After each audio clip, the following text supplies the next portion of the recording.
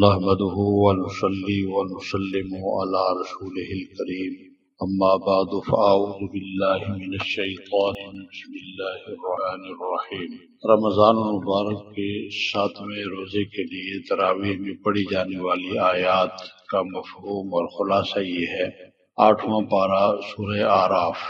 سورہ کا آغاز قرآن مجید کی تعریف اور اس پر عمل کرنے کے حکم سے ہوتا ہے، پھر عذاب الہی کا تذکرہ ہے کہ عذاب اچانک آتا ہے جبکہ لوگ غفلت میں مبتلا ہوتے ہیں۔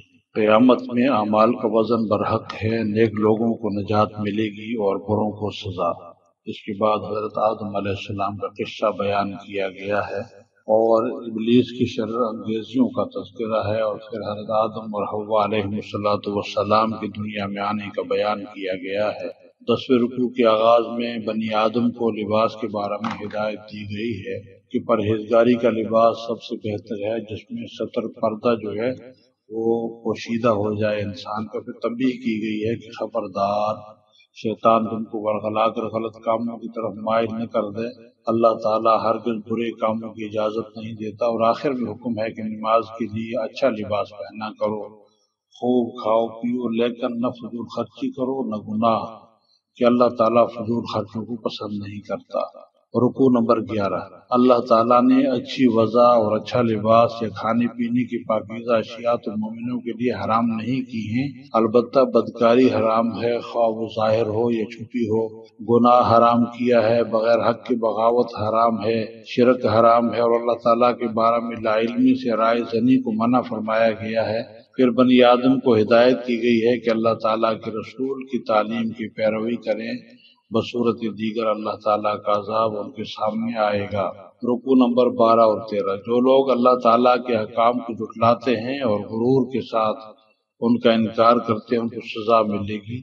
نیک لوگ بہشت میں داخل ہوں گے، پھر دوزخ والوں سے جنت والے پوچھیں گے کہ ہمیں تو اللہ تعالیٰ کے وعدہ کے مطابق سب کچھ مل گیا، کیا تم نے بھی اللہ تعالیٰ کا وعدہ پورا ہوتے ہوئے دیکھا؟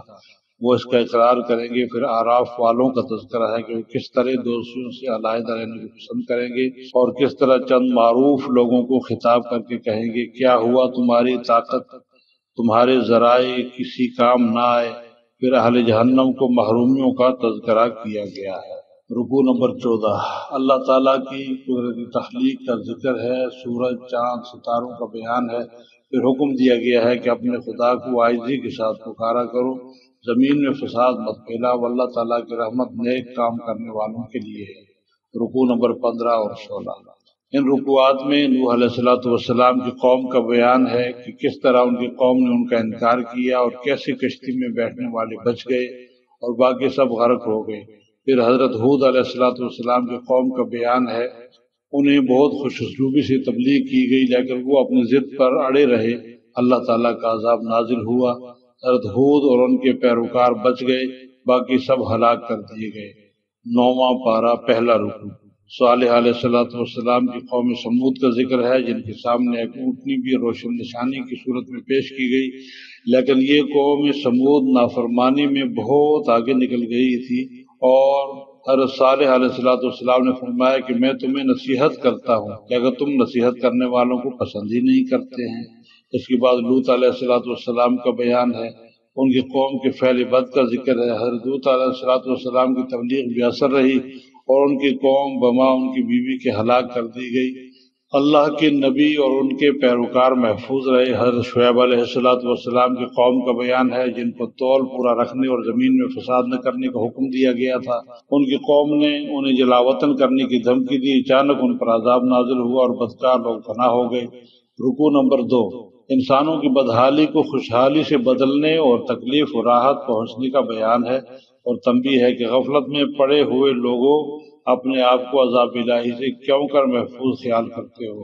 رکوع نمبر 3 سے 9 تک۔ ان رکوعات میں موسیٰ علیہ السلام کی داستان بیان کی گئی، ان کی عصا کا بیان ہے اور ید بیضاء کا ذکر ہے۔ فرعون اور ان نشانیوں کو جو موسیٰ علیہ السلام لے کر آئے تھے جادوگر سمجھ بیٹھا تھا، اور جادوگروں کو بلا کر ان سے مقابلہ کرنے کو کہا، ان کا جادو باطل ہوا اور جادوگر سجدہ میں گر گئے، ایمان لے آئے۔ فرعون کو برا لگا اس نے ان کے ہاتھ پاؤں کاٹنے اور سولی دینے کا اعلان کیا، لیکن وہ لوگ اللہ تعالیٰ سے صبر و استقامت کی توفیق کی التجا کرتے رہے۔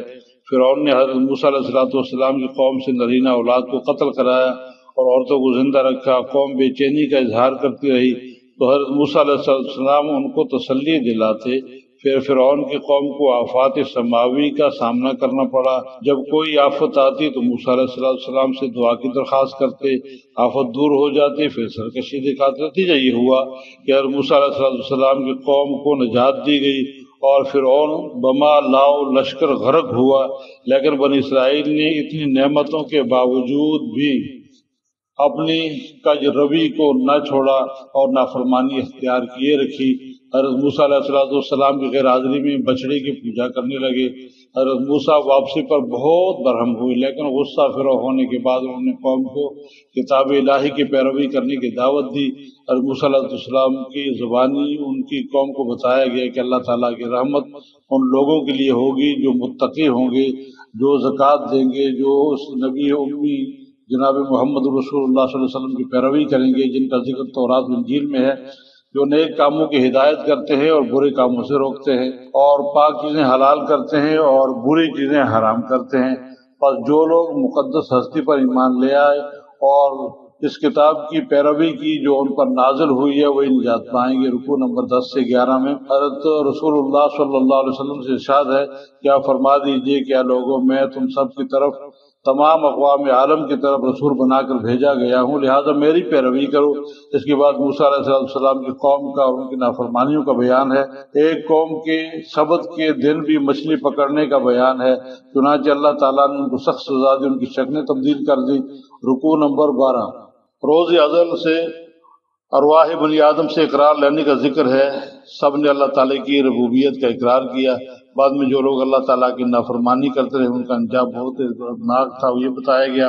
رکوع نمبر 13 اور 14 آسمان و زمین کی بے مثال تخلیق پر غور کرنے کا حکم ہے تاکہ اللہ تعالیٰ کی معرفت حاصل ہو جائے۔ قیامت کا علم صرف اللہ تعالیٰ کو ہے، لیکن وہ بہت گراں ہوگی۔ پھر باطل معبودوں کا بیان کیا گیا کہ وہ کسی کی مدد نہیں کر سکتے۔ پھر حضور صلی اللہ علیہ وسلم کو حکم دیا گیا ہے کہ آپ ان لوگوں کو اچھی طرح سے سمجھائیں۔ قرآن پاک کی تلاوت ہو تو خاموشی کے ساتھ سننے کا حکم دیا گیا۔ پھر اللہ تعالیٰ کی عبادت کا حکم دیا گیا اور عاجزی سے اسے پکارنے کو کہا گیا۔